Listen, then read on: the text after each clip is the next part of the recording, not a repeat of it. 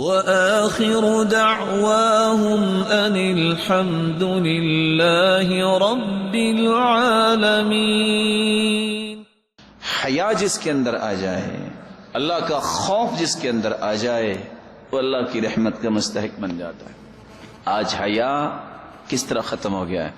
عبداللہ ابن مسعود رضی اللہ تعالیٰ عنہ کہا کرتے تھے، الایمان عریان، لوگو ایمان بے لباس ہے، ولباسہ الحیا، اگر ایمان کو لباس پہنانا ہے تو حیا کرو، وزادہ التقوی، اور اگر اپنے ایمان کو مالدار کرنا چاہتے ہو تو متقی بن جاؤ۔ حیا جو ہے یہ انسان کو اللہ کی رحمت کا مستحق بناتا ہے۔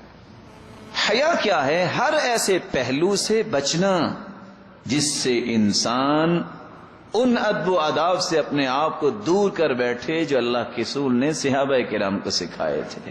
یہ ایسے پہلو جس سے انسان اپنی شخصیت پہ تانا لے آئے۔ رسول اللہ صلی اللہ علیہ وسلم نے کس طرح صحابہ کرام کو حیا سکھایا؟ کان اشد حیاء من العذراء فی خدرها، رسول اللہ صلی اللہ علیہ وسلم تو خود کمواری عورت سے بھی زیادہ حیا کرنے والے تھے۔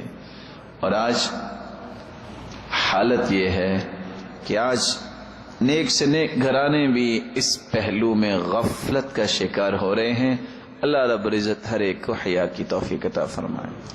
اور کہنے والے بہت اچھا کہا، فلا والله ما في العيش خير ولا الدنيا إذا ذهب الحياء، يعيش المرء ما استحيا بخير ويبقى العود ما بقي اللحاء، إذا لم تخش عاقبة الليالي ولم تستحي فاصنع ما تشاء۔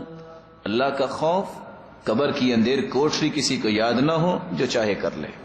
اللہ کی قسم و زندگی میں کوئی خیر نہیں، اس انسان میں کوئی خیر نہیں جس کے اندر حیا نہیں ہے۔